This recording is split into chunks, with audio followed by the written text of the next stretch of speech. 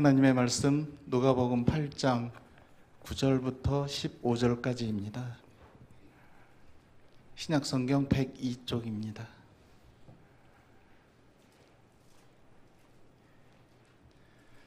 제자들이 이 비유의 뜻을 물으니 이르시되 하나님 나라의 비밀을 아는 것이 너희에게는 허락되었으나 다른 사람에게는 비유로 하나니 이는 그들로 보아도 보지 못하고 들어도 깨닫지 못하게 하려 함이라. 이 비유는 이러하니라.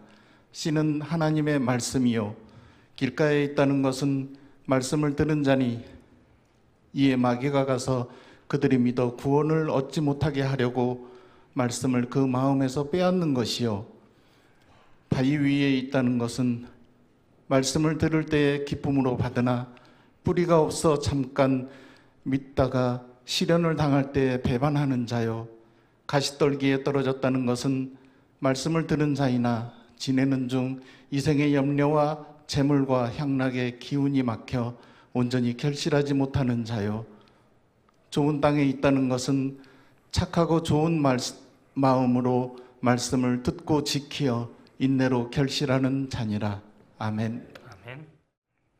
새해를 맞이하는 여러분 모두에게 하나님의 평안이 함께 하시길 바랍니다. 예수님은 농부가 씨를 뿌린 4가지 땅에 대해서 비유로 말씀하셨습니다. 농부가 씨를 뿌리는 얘기는 누구나 다 아는 평범한 이야기죠. 하지만 그 평범함 속에 하나님 나라의 비밀이 숨어 있습니다. 하나님의 나라, 그리고 하나님은 우리의 일상 가운데 숨어 계시다 하는 얘기입니다. 농부가 씨앗을 길가에 뿌리고 바위 위에도 뿌렸고 가시떨기와 좋은 땅에 뿌렸습니다. 씨앗은 같았습니다. 다만 땅이 달랐습니다. 그리고 그 땅에 따라서 거두어들인 열매의 양이 달랐습니다. 길가에 뿌린 씨앗들은 새들이 와서 다 먹어버렸습니다. 하나도 열매가 없었습니다. 바위에 떨어진 씨앗은 싹은 났습니다. 하지만 뿌리가 내리지 못해서 속히 말라버렸습니다. 당연히 열매가 하나도 없었습니다. 가시떨기 속에 떨어진 씨앗은 싹도 나오고 줄기도 나왔지만 가시에 찔리고 햇빛을 못 받아서 죽어버렸습니다. 마지막으로 좋은 땅에 떨어진 씨앗은 100배의 열매를 맺었습니다. 어떻습니까? 예수님의 비유는 매우 쉽습니다. 누구나 다 아는 자연의 이치입니다. 대단한 얘기 같지 않습니다. 하지만 그 속에 대단한 비밀이 들어있습니다. 많은 열매를 거두려면 아무데나 씨를 뿌려서는 안 됩니다. 좋은 밭에만 뿌려야 합니다. 그런데 예수님은 씨앗은 하나님의 말씀이라고 하셨습니다. 그렇다면 밭은 무엇입니까? 그 말씀을 받는 우리의 마음입니다. 우리의 마음이 참 중요합니다. 마음이 합니다라고 하는 한 보험회사의 광고도 있죠. 우리의 마음이 어떠냐에 따라서 하나님의 말씀이 다르게 다가옵니다. 그 말씀을 받는 우리의 마음이라고 하는 땅은 저마다 다릅니다. 어떤 사람은 길가 같고 어떤 사람은 바위 같으며 또 다른 사람은 가시떨기와도 같습니다. 문제는 이런 마음으로는 아무리 하나님의 말씀을 들어도 열매를 맺지 못한다는 것입니다. 다만 좋은 땅과 같은 마음에서는 100배의 열매가 결실합니다. 하나님의 말씀을 듣고 좋은 열매를 많이 맺으려면 우리 마음이 먼저 좋은 밭이 되어야 한다는 사실입니다.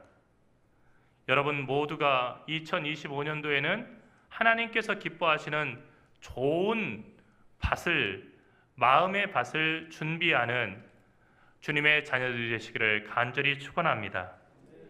좋은 밭은 어떻게 만들어집니까? 저는 간단하게 3가지로 말씀을 드리고자 합니다. 첫 번째, 갈아 엎어져야 합니다. 농부는 씨를 뿌리기 전에 밭을 갈아 엎어서 속에 있던 흙이 밖으로 나오고 겉에 있던 흙은 속으로 들어가게 합니다. 왜 그렇게 할까요? 그렇게 하면 메마른 흙과 지나치게 수분이 많은 흙이 골고루 섞여서 곡식이 잘 자랄 수 있는 흙이 되기 때문입니다. 우리의 마음에 흙을 갈아엎는다는 것은 진정한 참회를 의미합니다. 하나님 아버지를 믿고 그리고 주님을 따른다고 하지만 우리 안에는 하나님께 솔직히 드러내지 못한, 그리고 다른 사람들이 알지 못하는 그런 어두운 마음이 있습니다. 주님께서는 그 어두운 마음을 우리가 쏟아놓기를 원하시고 드러내기를 원하십니다. 왜냐하면 주님은 우리가 무겁게 살기를 원치 않기 때문입니다.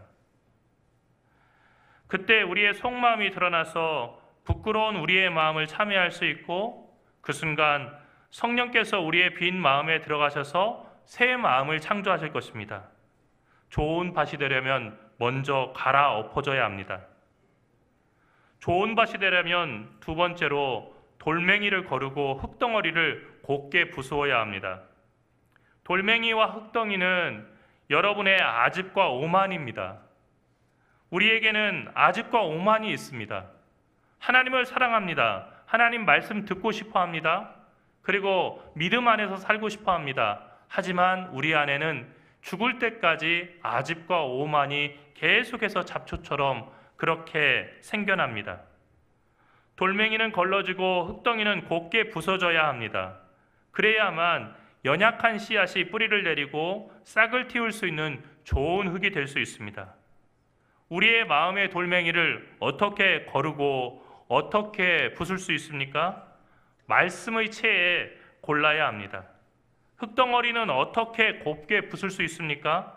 날마다 말씀을 듣기를 힘쓸 때 우리의 마음은 부서지고 깨어져서 상한 마음이 됩니다.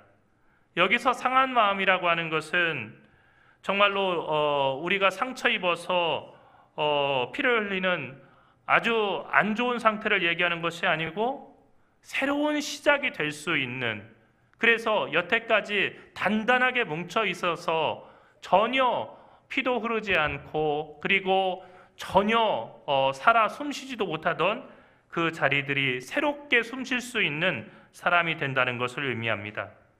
하나님은 깨어지고 상한 마음을 귀히 여기시고 그런 마음을 가지고 나오는 사람들을 외면치 않고 기도를 들어주십니다.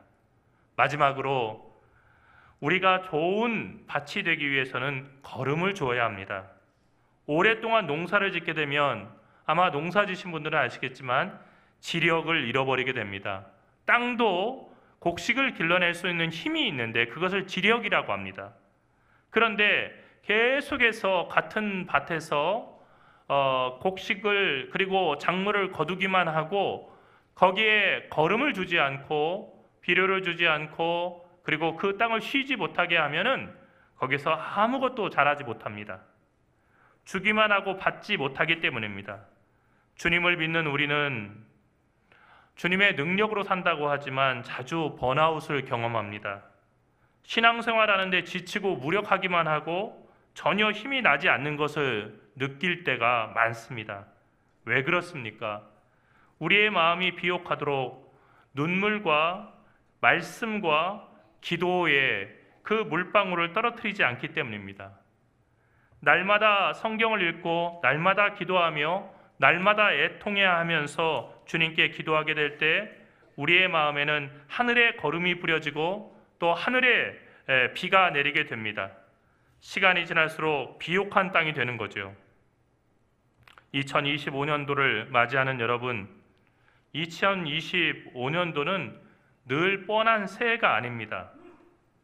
오늘 장로님이 기도 가운데 어제 떠난 분이 간절히 바라던 기적의 시간이라고 그런 그 표현을 하셨는데, 여러분, 무안공항 여객기 사고로 희생된 분들을 생각해 보십시오.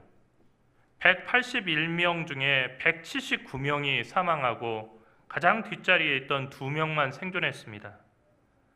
사람들은 성탄절을 맞아서 또는 부모님의 팔순을 맞아서 큰 결심을 하고 함께 가족 여행을 떠났습니다.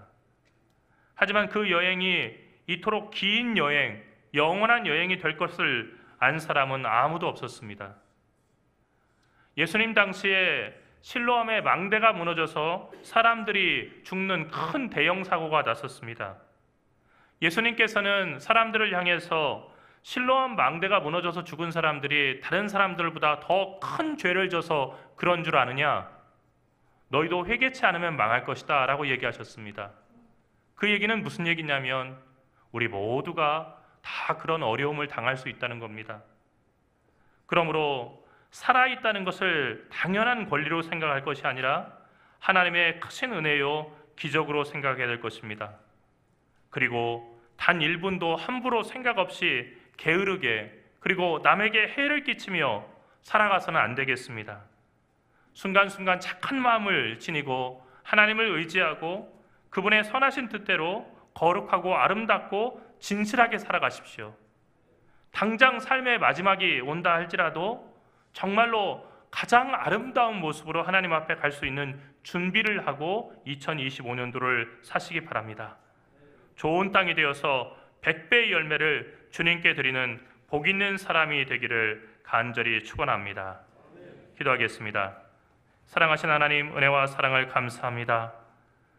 우리 모두가 2025년도에 좋은 땅이 되는, 그래서 마음밭에 정말로 주님의 말씀을 받아들이고 그 말씀이 100배나 결실할 수 있는 좋은 밭이 있는 그런 사람 되게 인도하여 주시옵소서. 예수 그리스도의 이름으로 간절히 기도드립니다. 아멘.